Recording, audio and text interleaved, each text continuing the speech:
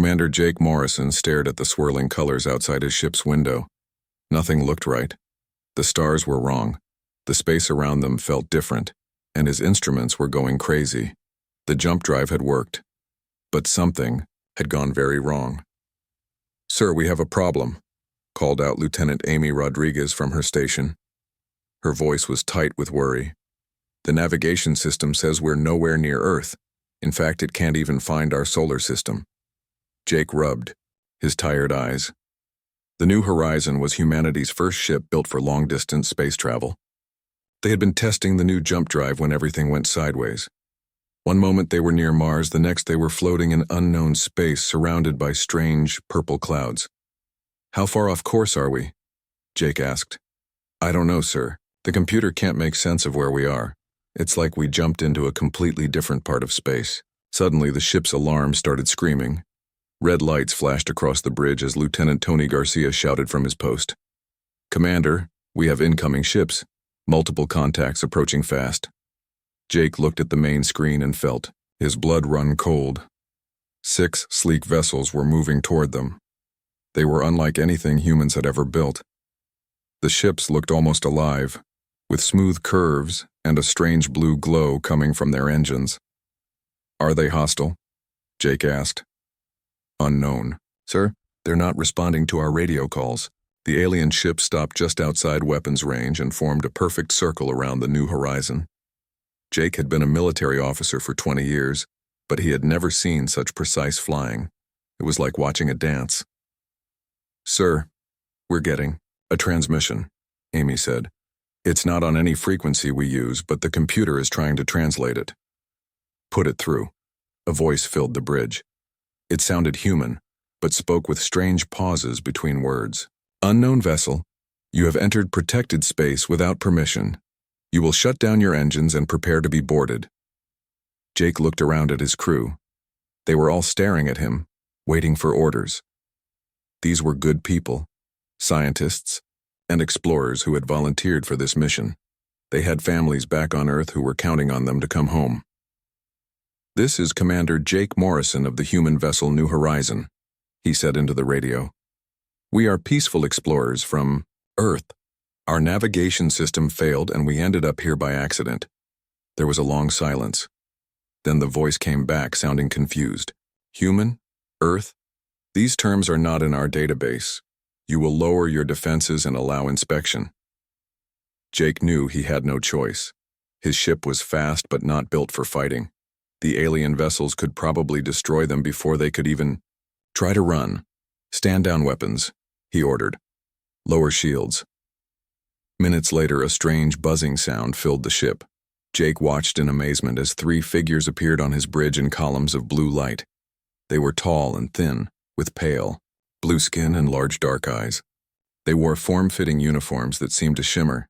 The leader stepped forward and studied Jake with curious eyes. "I am Captain Lisa Carter of the Zephyrian Fleet.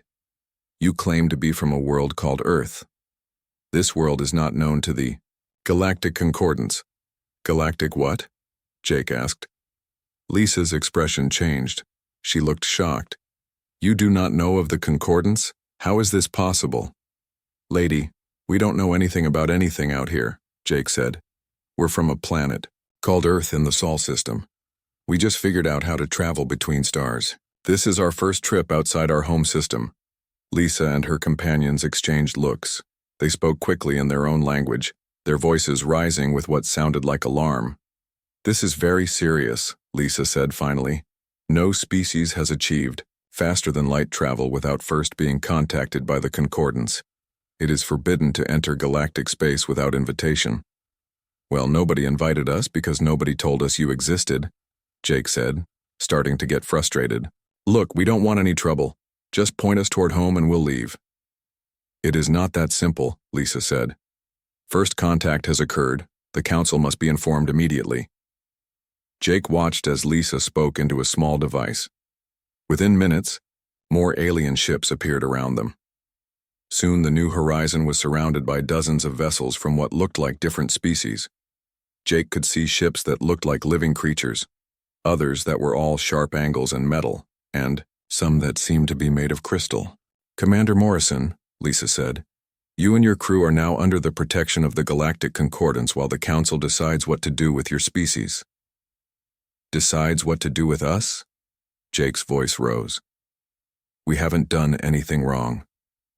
That remains to be seen, Lisa said quietly. Your species has developed space travel without guidance. This suggests you may be dangerous. Over the next few hours, Jake learned about the galaxy he had stumbled into. The Galactic Concordance was made up of 47 different alien species. They had been living in peace for over 800 years. Any new species that wanted to join had to be observed for at least 200 years before being invited to make contact. Your species has skipped this process, explained Dr. Helen Murphy, a human-looking alien who served as the Concordance's xenobiologist. This has never happened before. Jake and his crew were taken to a massive space station called Harmony's Light. The station was beautiful, with gardens and waterfalls and living spaces designed for dozens of different types of aliens. But Jake noticed something troubling. None of the aliens carried weapons. There were no guards, no security measures that he could see. How do you keep the peace? He asked Dr. Murphy as they walked through the station. Keep the peace? She looked, confused. There is no need. The concordant species do not engage in violence. Jake felt a chill run down his spine. What do you mean? War, fighting, aggression. These are considered mental illnesses among civilized species. They were cured, long ago. That night, Jake sat in his assigned quarters and thought about Earth. He thought about the wars, the conflicts, the violence that seemed to be part of human nature. He thought about his military training, about the weapons his ship carried, about the long history of human warfare. The next morning, he was brought before the Concordance Council. The chamber was enormous, with representatives from dozens of alien species sitting in a great circle. At the center sat Elder Vexhai of the Talani, an ancient creature that looked like a cross between a tree and a spider. Commander Morrison, of the humans. Elder Vexhai's voice echoed through the chamber. Your species has created a problem. You have achieved space travel through violence and conflict. Your history shows constant warfare, destruction of your own environment, and the creation of weapons capable of destroying your entire world. Jake stood straighter. Yes, sir. Humans have fought wars. But we've also created art, music, literature. We've explored, we've learned, we've grown. Your growth has come through violence, said another council member, a being that looked like a floating jellyfish. This is not the way of civilized species. Maybe not, Jake said, but it's our way. We are what we are. The council chambers fell silent. Jake could feel the weight of their judgment pressing down on him. Finally, Elder Vexhai spoke. The humans will be placed under quarantine while we decide their fate. They will not be allowed to return to their home system until the council reaches a decision. As Jake was led away, he wondered what he had gotten humanity into. They had reached for the stars and found a galaxy that might not want them. The question now was whether humans would be allowed to stay or forced to leave forever. Outside the station's windows, Jake could see his ship surrounded by alien vessels. The New Horizon looked small and crude compared to the elegant alien craft around it. But it was human, and right now that made it the most important ship in the galaxy. 6 months had passed since Commander Jake Morrison and his crew were placed under quarantine. During that time, Earth had learned about the galactic community through careful communications with the Concordance. The news had shocked the world. President Karen Walsh sat in the Oval Office, staring at reports from every intelligence agency on the planet. The discovery of alien life had changed everything. Some nations wanted to prepare for war, others pushed for immediate peaceful contact. The pressure was enormous. We need someone who can speak for all of humanity, she told her advisors. Someone who can convince them we belong out there. That someone turned out to be Amy Rodriguez, who had been promoted from lieutenant to diplomat after her impressive work during the first contact. She had spent months learning about galactic culture and studying the various alien species. Now she was humanity's best hope. Amy stood on the shuttle pad at Harmony's light station, taking deep breaths of recycled air. With her were two other humans chosen carefully for this mission. Colonel Ryan Phillips was a decorated Marine officer, known for his calm demeanor and quick thinking. Dr. Helen Murphy was a brilliant scientist who specialized in psychology and cultural studies. "Remember," Amy told her companions as they prepared to meet the council, "we're here to prove that humans can be peaceful members of galactic society. Everything we do will be watched and judged." The three humans walked through the station's corridors, drawing stares from every alien they passed. Some looked curious, others seemed frightened. A few appeared disgusted, as if they were looking at something unclean. Amy had prepared for months for this presentation. She had videos showing human art, music, and scientific achievements. She had carefully selected examples of human cooperation and peaceful progress. She was ready to show the galaxy that humans were more than just warriors. The council chamber was even more impressive than Jake Morrison had described. Representatives from 47 different species sat in their assigned areas, each adapted for their specific needs. Some breathed different gases, others lived in water tanks, and a few existed as pure energy beings. Elder Vexhai spoke first, his ancient voice carrying across the chamber. "The human delegation has requested permission to address the council. They claim their species deserves membership in the Concordance despite their violent nature." Amy stepped forward, her heart pounding. "Honored council members, I come before you today not to deny our past, but to show you our potential. Yes, humans have fought wars. Yes, we have made mistakes. But we have also created beauty, discovered truths about the universe, and shown the capacity for great compassion." She activated her presentation device, and holographic images filled the chamber. The first showed human art through the ages, from cave paintings to modern sculptures. The second displayed scientific achievements, including the discovery of medicine and the exploration of space. But as Amy continued her presentation, she noticed the council members' reactions were not what she expected. When she showed footage of human sports, several aliens recoiled in horror. When she displayed scenes from popular movies, even the peaceful ones, whispers of concern spread through the chamber. "These images show humans engaged in physical conflict for entertainment," observed Dr. Kethra, a bird-like creature from the avian collective. "Your species appears to celebrate violence even when it is not necessary for survival." Amy felt her confidence beginning to crack. "Those are just games and stories, they're not real violence." "But they represent your culture's values," Elder Vexhai replied. "Among civilized species, the very concept of recreational combat is considered a sign of mental illness." The presentation continued to go wrong.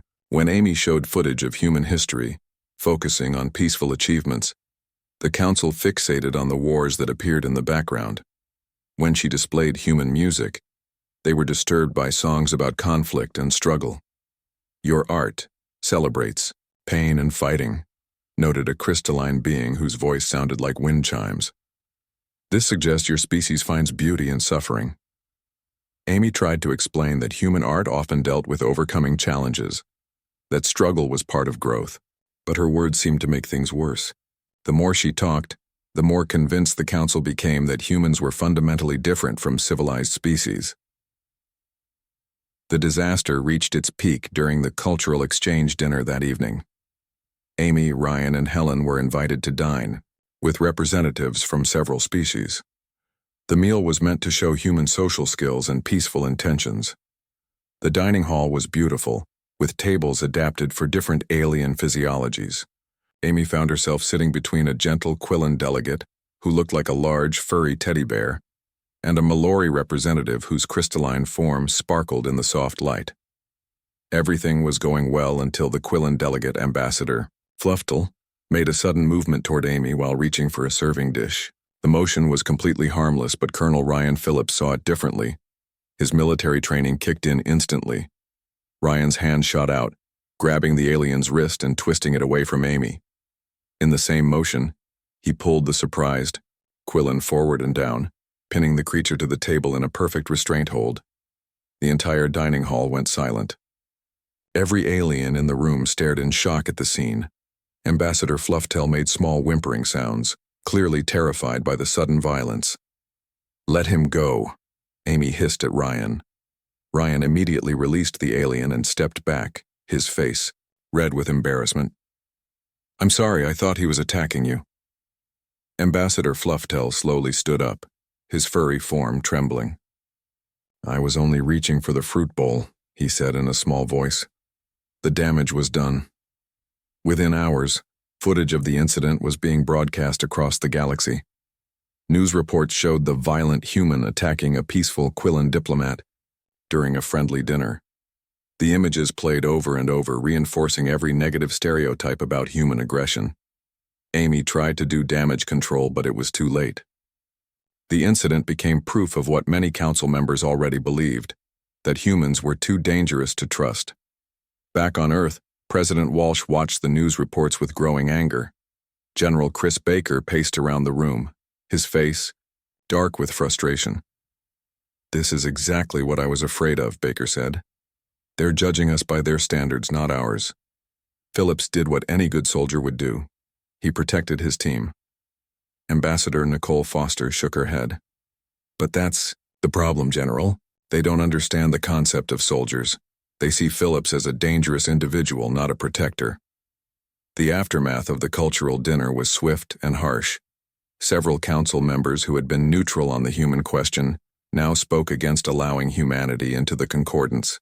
The Quillan delegate, still shaken by his experience, gave an emotional speech about feeling unsafe around humans. Dr. Kethra stood before the council and delivered what many considered the final blow. "The evidence is clear," she said. "Humans react to peaceful gestures with violence. They cannot control their aggressive instincts. They are simply too primitive for civilized society." Amy made one last desperate plea before the council. "Please, give us a chance to prove ourselves. Judge us by our actions, not our instincts." Elder Vexhi's response crushed any remaining hope. "Your actions are exactly what we are judging. In 6 months you have shown us that humans cannot exist peacefully among civilized beings. Your very presence makes other species feel unsafe." The final verdict came the next day. Amy stood before the council as Elder Vexhi delivered their decision. "The Galactic Concordance hereby issues an ultimatum to the human species. You have 1 Earth year to prove that you can overcome your violent nature. You will be given a single task that will test your commitment to peace. If you succeed, the Council will reconsider your application for membership. If you fail, humanity will be permanently banned from galactic space." Amy felt her heart sink. "What is the task?" "You will mediate a dispute between 2 of our member species, the Mallory and the Vask. They have been in conflict for decades. Every other species has failed to resolve their differences. If humans can succeed where others have failed, using only peaceful means, then perhaps you truly do belong among civilized beings." As Amy left the council chamber, she knew the weight of humanity's future rested on her shoulders. They had one. Chance to prove themselves, and failure meant exile from the stars forever. The galaxy had spoken. Now humanity would have to answer with actions, not words. Judge Patricia Kim stood on the observation deck of the diplomatic station, Neutral Ground, watching 2 very different fleets facing each other across empty space. On one side were the Mallory ships, perfect geometric shapes that looked like they had been designed by mathematicians. On the other side were the Vask vessels, curved and decorated with bright colors and symbols that told stories of honor and battle. Patricia had been a federal judge on Earth for 15 years before volunteering for this mission. She understood conflict resolution, but this was unlike any case she had ever handled. The future of humanity depended on her ability to make peace between 2 alien species that had been enemies for decades. "The situation looks hopeless," said Ben Clark, her negotiation specialist. He was studying reports on his tablet, his face grim. "The Mallory and Vask have been in a cold war for 80 years. They've had 17 different mediators try to solve this, and everyone has failed." Dr. Rachel Stone, their cultural advisor, nodded in agreement. "The problem is fundamental. The Mallory base everything on logic and mathematical precision. The Vask base everything on emotion and personal honor. They literally cannot understand each other's way of thinking." Patricia looked at the files again. The conflict had started, over mining rights to an asteroid field that contained rare minerals needed by both species. But over the decades, it had grown into something much bigger. Now it was about pride, territory, and the fundamental differences between two very different ways of life. The Concordants assigned us this case because they expect us to fail, Patricia said quietly. They want proof that humans are just as helpless as everyone else when it comes to solving impossible problems. The first meeting took place in a carefully designed conference room with two different sections. The Mallory side was stark white with precise angles and mathematical symbols on the walls. The Vask side was warm and colorful, with banners showing their family histories and battle honors. Ambassador Zed Han of the Mallory was tall and thin, with pale gray skin and large eyes that showed no emotion. He spoke in precise, measured sentences and backed up every statement with data and logical proofs.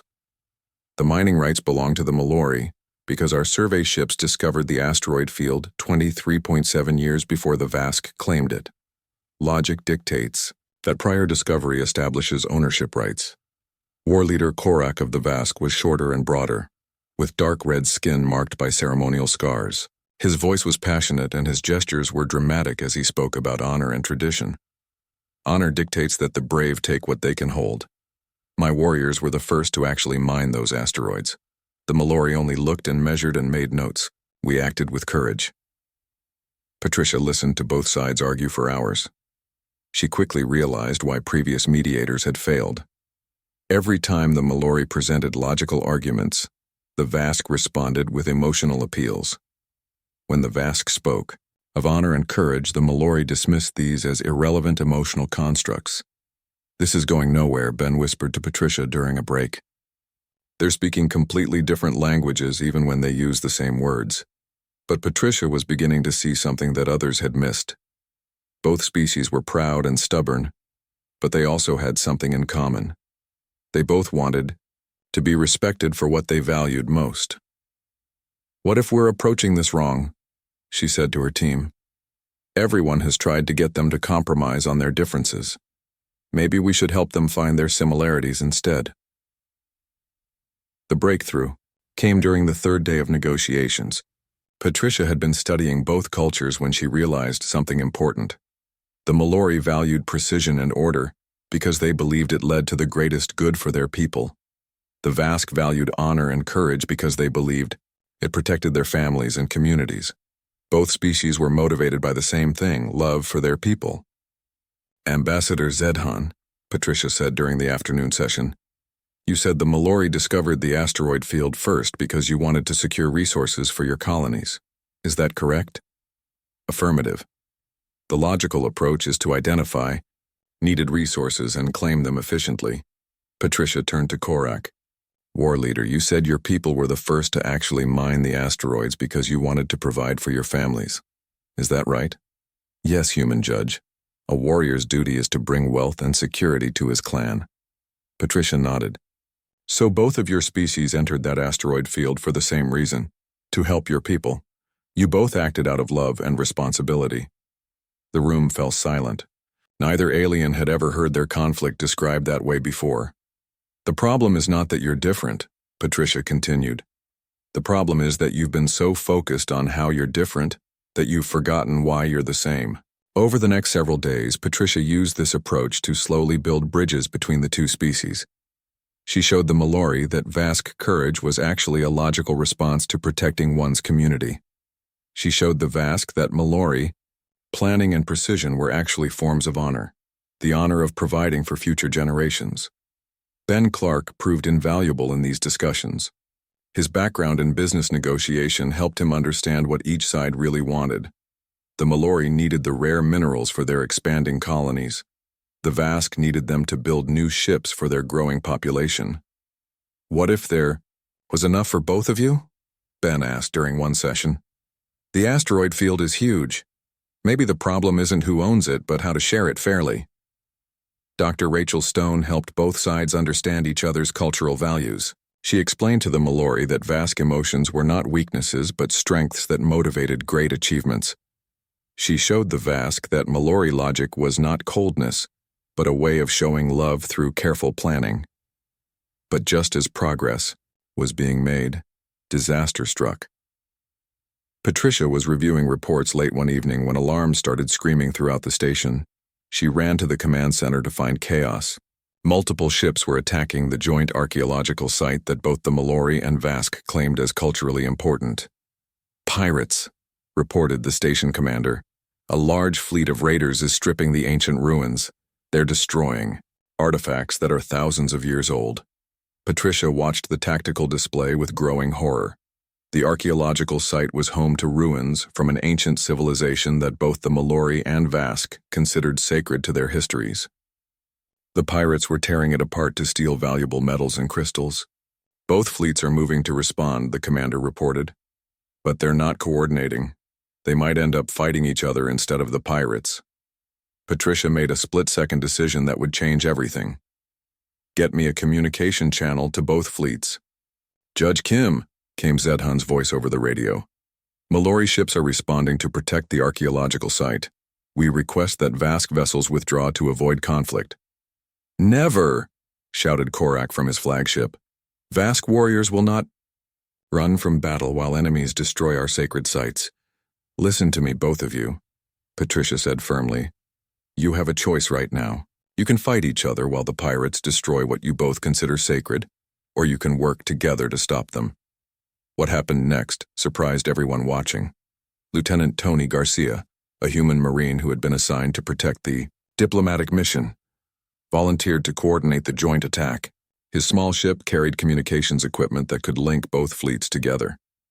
Tony had no experience commanding alien warriors, but he understood tactics and he understood courage. As he coordinated the attack on the pirate fleet, something amazing happened. The logical precision of the Mallory ships combined perfectly with the aggressive courage of the Vask warriors. "Mallory ships, your calculations are perfect," Tony reported over the radio.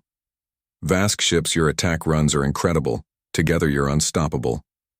The battle was over in hours. The pirates were defeated, and the archaeological site was saved.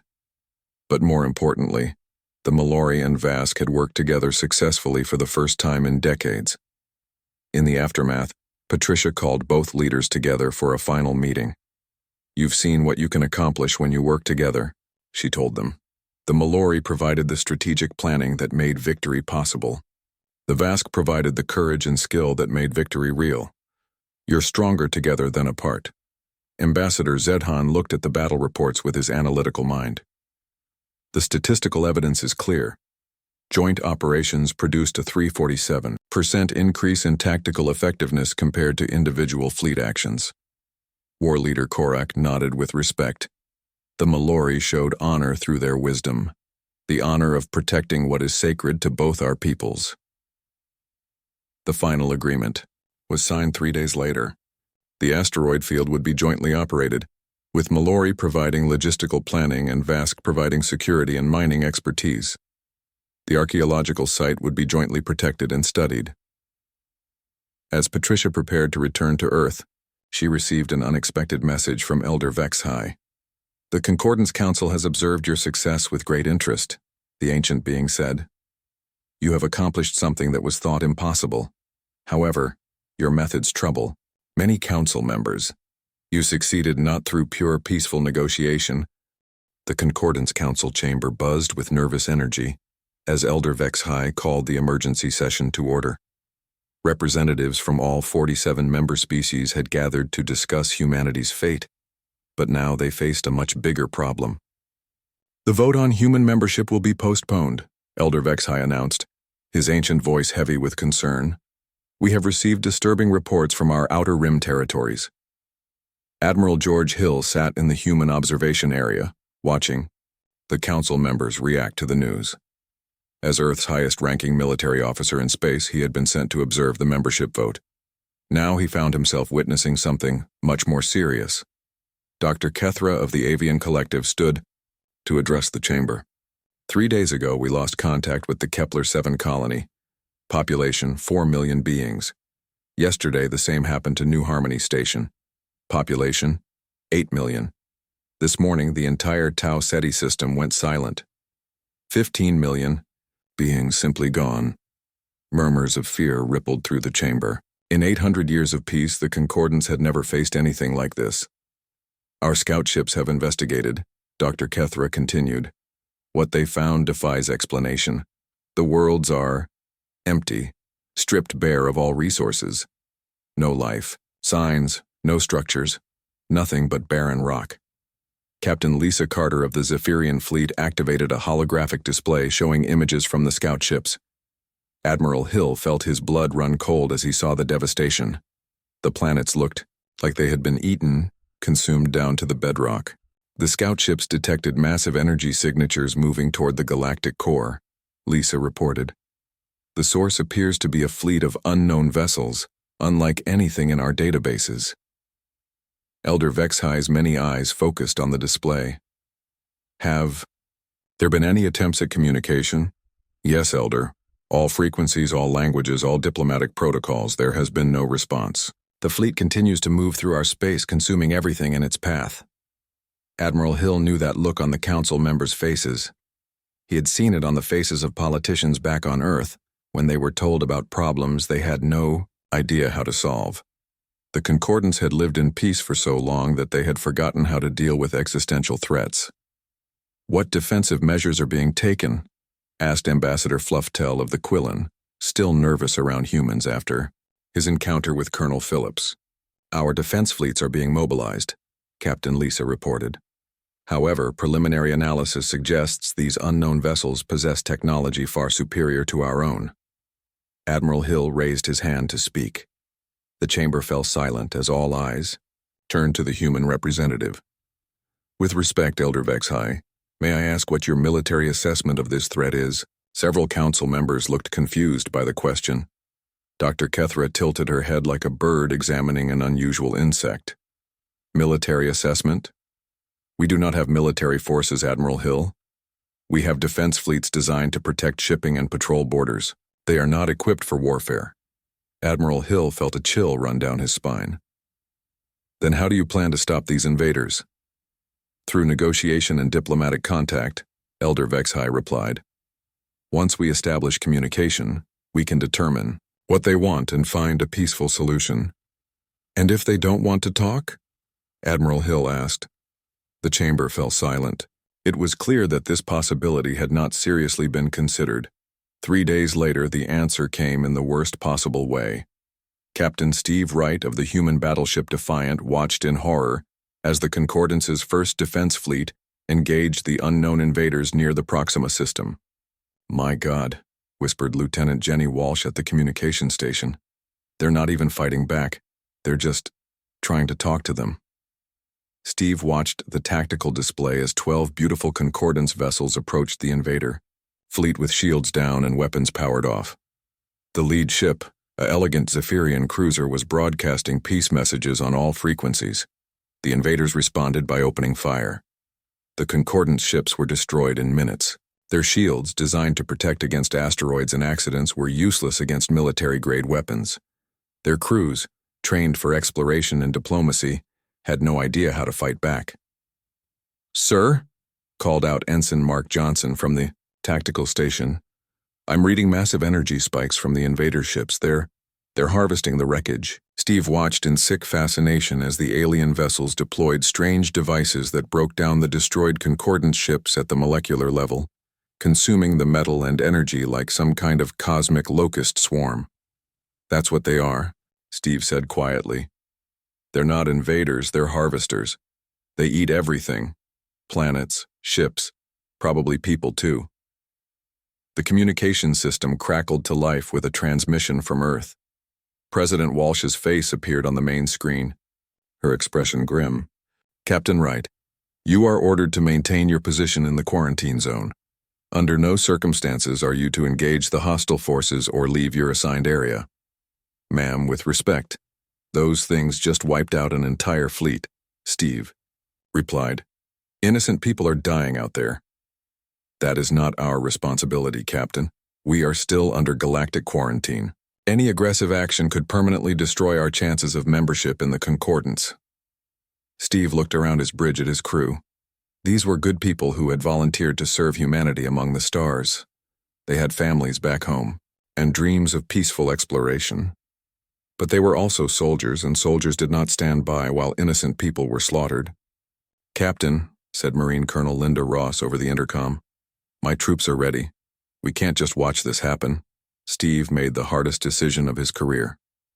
"Communications, open a channel to all human ships in the area." "Sir, that's against orders," Lieutenant Walsh warned. "I know. Do it anyway." Within minutes, 6 human vessels had broken out of the quarantine zone and were moving toward the Harvester fleet. They were joined by 3 more ships that had been conducting training exercises nearby, under the command of Captain Pete Johnson. The human fleet was small compared to the massive Harvester vessels, but they had something the Concordance ships lacked. They were built for war. "All ships, this is Captain Wright," Steve announced over the tactical network. "Those things respond only to force. They don't negotiate, they don't communicate, they just consume. We're going to show them that humans don't go down easy." The first engagement lasted 6 hours and changed everything. The human ships used tactics that no Concordance species had ever developed: hit-and-run attacks, sacrificial maneuvers, coordinated strikes designed to cripple rather than communicate. Colonel Ross led her Marines in the first successful boarding action against a Harvester vessel. What they found inside changed their understanding of the enemy completely. "Captain, you need to see this," Ross reported from inside the alien ship. "These aren't living beings, they're machines. Ancient machines following some kind of programming." Steve studied the data Ross was transmitting. The Harvesters were automated systems, probably millions of years old, designed to consume raw materials and replicate themselves. They had been dormant in the deep space between galaxies until something had awakened them. They're not evil, Steve realized. They're just doing what they were programmed to do, like a computer virus that eats data, except they eat planets. Admiral Hill arrived with the main human fleet 3 days later. As the senior officer present, he took command of the human forces and immediately began planning a larger strategy. "Sire, Concordance approach won't work," he told his captains during a tactical briefing. "You can't negotiate with a computer program, but you can reprogram it or destroy it." The solution came from an unexpected source. Dr. Helen Murphy, the scientist who had been part of the failed diplomatic mission, proposed a radical idea. "What if we don't try to destroy them?" she suggested during a video conference with the human fleet. "What if we redirect them instead? These machines are looking for resources to consume. There are plenty of uninhabited systems with dead planets and asteroid fields. We could lead them away from populated areas." Admiral Hill studied the proposal. It wasn't a peaceful solution, but it wasn't genocide either. It was something uniquely human, a compromise that solved the problem without completely destroying the enemy. "It could work," he admitted, "but it would require coordinated military action on a scale the galaxy has never seen, and it would mean humans taking the lead in fighting." The irony was not lost on anyone. Humanity had been judged too violent for galactic society. Now their violence might be the only thing that could save that society. As Admiral Hill prepared his fleet for the largest space battle in galactic history, he couldn't help but wonder what the Council would think of humanity now. They had wanted proof that humans could be peaceful. Instead, they were about to discover that sometimes peace could only be maintained through strength. The Harvester War was about to begin, and humanity would lead the charge whether the galaxy wanted them to or not. The Kepler Nebula glowed with the fires of battle as Admiral Susan Lewis watched the largest space fleet in galactic history prepare for the final assault.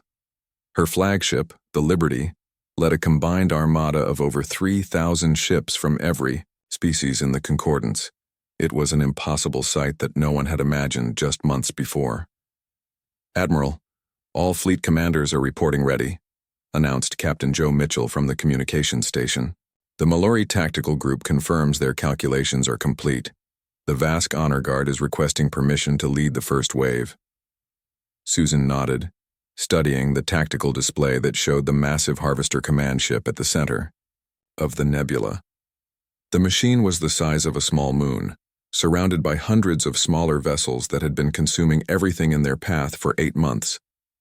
8 months, Susan thought to herself. 8 months since the Harvester War began. 8 months since humanity had been forced to become the galaxy's protectors whether they wanted to or not. The war had changed everything. What started with Captain Steve Wright's decision to break quarantine had grown into something no one could have predicted. Species that had lived in peace for centuries were now building warships. Aliens who had never held weapons were learning to fight. And humans, the violent newcomers everyone feared, had become the teachers and leaders they never asked to be. "Admiral Lewis," came Elder Vex High's voice over the communication system. "The Council wishes to express its gratitude for humanity's leadership in this crisis. Without your species, galactic civilization would have fallen months ago." Susan looked at the alien faces on her command screen. Representatives from dozens of species sat in the war room they had established on Harmony's light station. Dr. Kethro was there, no longer speaking of humans as violent primitives. Ambassador Flufftail had overcome his fear and was now coordinating supply lines for the fleet. Even the proud Mallory had accepted human tactical leadership. "The gratitude should go to all our people, Elder," Susan replied. "This fleet exists because every species contributed what they could." It was true. The Mallory had provided the mathematical precision needed to track and predict harvester movements. The Vask had contributed their fearless pilots and the honor-bound courage that inspired others to fight. The Zephyrians had adapted their ships for combat roles they were never designed for. Even the peaceful Quillen had found ways to help, turning their merchant vessels into supply ships and rescue craft. But Susan knew the real truth that everyone was too polite to say. Without humans, the galaxy would have been consumed months ago. It was human tactics that had stopped the Harvester advance, human weapons technology that had been shared with allied ships, human military doctrine that had turned a collection of peaceful species into an effective fighting force. The irony was painful. Humanity had been rejected from galactic society for being too violent. Now their violence was the only thing keeping that society alive. "All ships, this is Admiral Lewis," Susan announced to the fleet. "Today we end this war. The Harvesters have consumed 12 worlds and killed billions of innocent beings. They cannot be reasoned with, they cannot be negotiated with, and they will not stop unless we stop them." She paused, looking at the faces of her human crew and thinking of all the alien crews throughout the fleet who were listening to her words. 8 months ago, most of you had never fired a weapon in anger. Most of you believed that all problems could be solved through peaceful discussion. The Harvesters taught us that sometimes peace must be defended with force. Today, we defend not just our own species, but the idea that different beings can live together in harmony. The attack began with a coordinated strike by the fastest ships in the fleet. Captain Pete Johnson led a squadron of human destroyers and Vask fighters in a desperate run against the Harvester defensive line. Their job was to clear a path for the main assault force. "This is Johnson." His voice crackled over the radio as explosions lit up the space around his ship. "The outer defenses are stronger than we expected. We're taking heavy losses, but we're getting through." Susan watched the tactical display as red dots representing Allied ships winked out one by one. Each dot was a ship full of brave beings who had volunteered to fight for the survival of their civilization. The cost was terrible, but there was no choice. "Second wave, begin your attack run," Susan ordered. The main assault force moved forward with mathematical precision. Mallory battlecruisers advanced in perfect formation, their shields coordinated to create overlapping defensive barriers. Behind them came the Zephyrian heavy ships, their elegant hulls now bristling with weapons borrowed from human designs.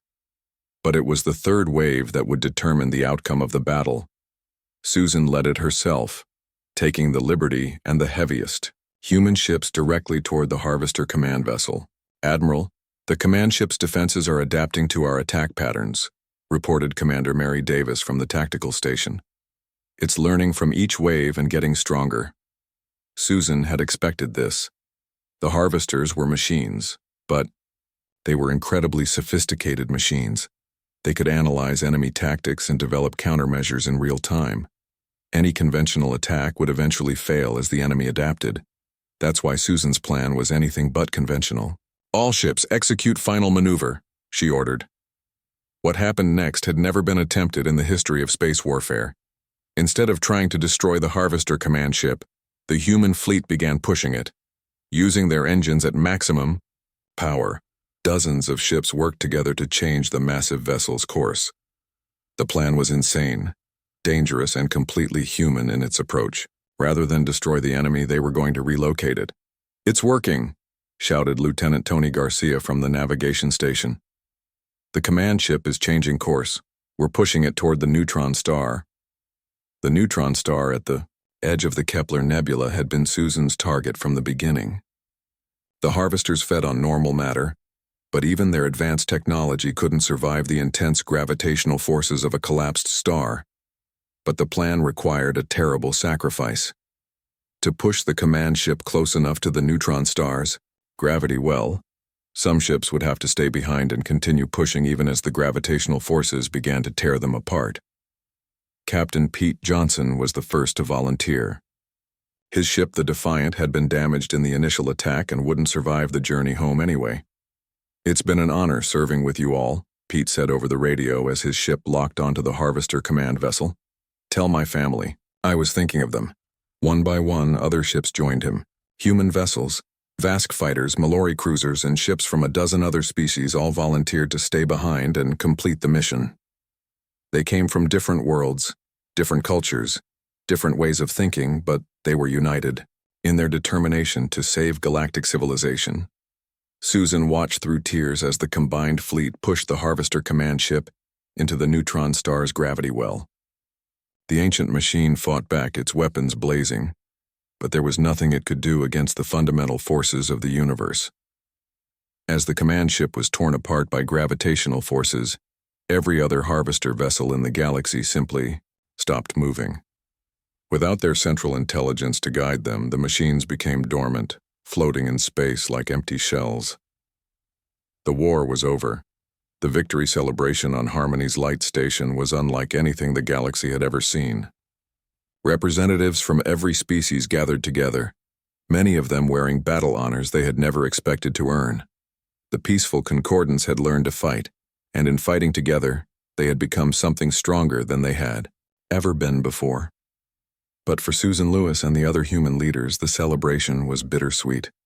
They had won acceptance into galactic society, but at a cost none of them had wanted to pay. The Council has reached a decision regarding humanity's membership in the Concordance, Elder Vexhai announced during the formal ceremony. Not only are humans accepted as full members, but we propose the creation of a new organization, the Galactic Defense Force, with Earth as its headquarters. The irony was complete. Humanity had wanted to join a peaceful civilization, but instead they had become its guardians.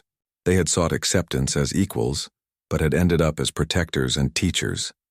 General Kate Thompson, newly appointed as the first commander of the Galactic Defense Force, understood the burden they were accepting.